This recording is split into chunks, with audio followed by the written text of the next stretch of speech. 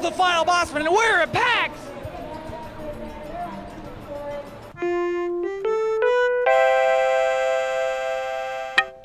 Hi everyone, I am Kyle Bosman. I am the assistant director of the Final Bosman. I'm Ian Hink. I am the executive lead editor of the Final Bosman. And here's what's happening today. This episode was almost thrown away. I went to PAX. I shot for 1 hour and was not happy with the result. Is that fair to say, Ian? Yeah. And you weren't wrong. We almost threw this out. We almost said, you know what, maybe no Final Bosman this week. Yeah. But then it's just like, hey, why don't we do director's commentary? Why don't we try to find something that was valuable in this episode, and then instead of throwing it away, And then make fun of it. Yeah. Why don't we just react to what's there? Uh-huh. So we're doing director's commentary for this week's episode of the Final Bosman on the road. Road. It's got to be on the road because Probably it's a good choice. clearly below average quality. Yeah. Ian, one thing, I never like doing a worse job on something I've already done. Right. And so for me to have a worse PAX episode than last year, which is one of last year's PAX episodes, like my favorite. Yeah. And so to me, I haven't seen it. to do a worse one crushed me. And so I this was rough. We can hit play. I feel that. All right, hitting play. Coming to you live from PAX Prime in Seattle. Rough audio edit. I should maybe nail that out. Sure, if you want to. Nah. So here I am. I got this haircut. Yeah. Oh God, what is with this haircut? Actually, pause again. Let's talk about the haircut. So I did a bit. I was Macklemore in a sketch. I used my Macklemore impression. Macklemore. Okay. Yeah. So it was longer before. Yeah, we'll show the image right here. Okay. And then this was me shaving off what was Macklemore. So this is like the remnants of a Macklemore impression. So you went from something societally acceptable to looking like some kind of Travis Bickle like psychopath. Yeah, I chose psychopath over Macklemore. You're right. Which Wow. I don't know. That's a statement. We can play again. So I got a lot of comments about my hair, and just so everybody knows, that's what was going on. Work at GameStop. This is much different. You're making fun of people who work at GameStop? Kind of. I'm just talking about the difference between a PAX audience and an E3 audience. Right. It's the fans. Exactly. And then, oh man, yeah. So basically, I mean, honestly, this episode is about me struggling with being a person who's games media. Right. Do you ever have that? No, I enjoy it. You enjoy being games media? No. Well, yeah. I don't know. It's fun. I don't have to. These are things I wouldn't go to E3 or PAX. So if I go for free, I go. Yeah, I guess here's what I'm talking about right now is like my guilt of like walking in front of line. Yeah. Right here he is. I can go talk about this. Well, that's the thing is like I never budge to the front of a line. I mean, maybe that's the difference. Is I'm just not a bad person. Okay. Well, like they want you to. They see your yellow badge and they're like, "Oh, please come." So that's come how to the front of PAX the line." works. Because Yeah, I've only yeah, been to E3 where everyone's media. Yeah, exactly. So, So- at PAX, there's people who pay there to be Oh, yeah. hundreds of dollars, Yeah. whatever they pay. You're a monster. Yeah, and then you skip in front of their lines, and that sucks. And so basically I wanted to make an episode about like what PAX is about for the media and for fans. What PAX is about. Right. I didn't really nail that down. Great cut there. Yeah. Well. The shot's not even in focus, so. Actually, so this part I'm talking about like all the weird PR emails we get, because you get those Oh too, yeah, right? I get those too. I signed up. Damiani made me sign up for a PAX badge.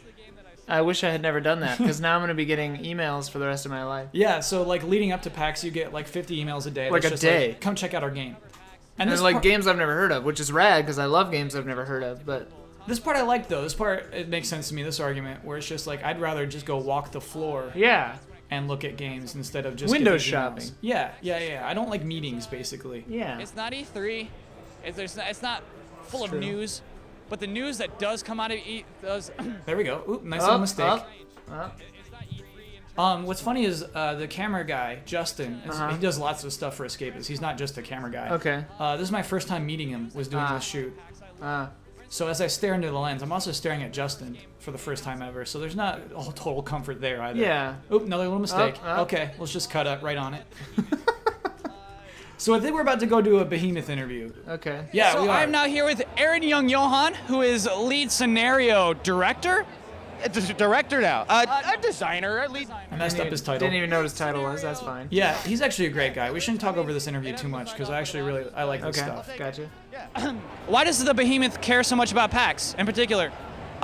We are all about fans, and this is where the fans come. It's not just insular businesses and other developers, although obviously there's lots of developers to talk to here.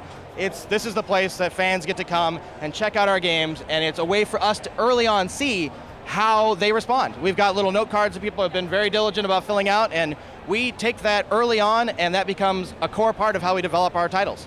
So after the demo, people are filling out note cards, You should and then show the someone's note going to read cards. through each of Did those you get note the note cards. cards? Yeah, we got Absolutely. B-roll note cards. Every All right, I'll single put the one. note cards in. And if you draw fancy little pictures on the back of it, we'll appreciate that too, and probably stick it on our fridge. We've done it before. It's too late for those people. What's that? These people watching this can't put it. Yeah. Sorry. Good save. Not awkward at all. I don't know if you can answer this question in particular, but like this seems very expensive. It's because And I so think to I me, I appeared really appreciate unsupportive all in the that moment. effort I think that and, caught him off guard. He's like, is he making fun of me? Yeah. I wasn't. Not Aaron, these- yeah. Aaron, I was not. I didn't mean to make fun of you. These either. people don't care what you have to say. Yeah, I I'm didn't trying to mean share that. it with people at home so they can appreciate it too. But like, how much of that Professionally, you shouldn't talk about goes marketing towards budget this? to an interviewee. I mean, this is I would give myself that predominantly what note. we do. And what I hear is that we break even, which is good. Just about. And which is, I mean, our show, we've been really lucky that, our store is doing really well and everybody comes through and checks things out.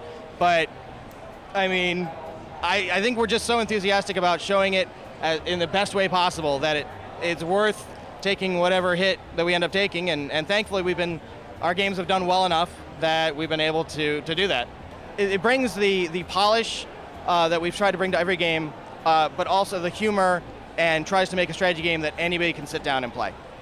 And I mean, we'll do B-roll of the board. God damn it. Yeah, Bosman. so show the B-roll. Show the It's buttons. a huge Like, Y look how cool logo. this stuff is, though.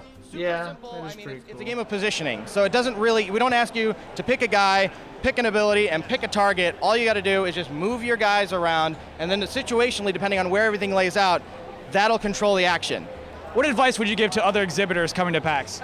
I think it's best to remember why we're in it. Like, I mean, we're all kids that grew up liking video games just a little too much, weren't able to let go, and we wanted to do something that we loved. And these fans, they come here and they got their costumes, and you see that they're barely controlling, they're running as they're going along through the hall, and we just have to remember that enthusiasm and bring it to the show and go, wow, hey, check this out. This is really cool. I think you're gonna like it. It's something we love to play, and that's why we're making it so that you'll be able to play it too. That's the episode for this Wait, week. so can you put a space there?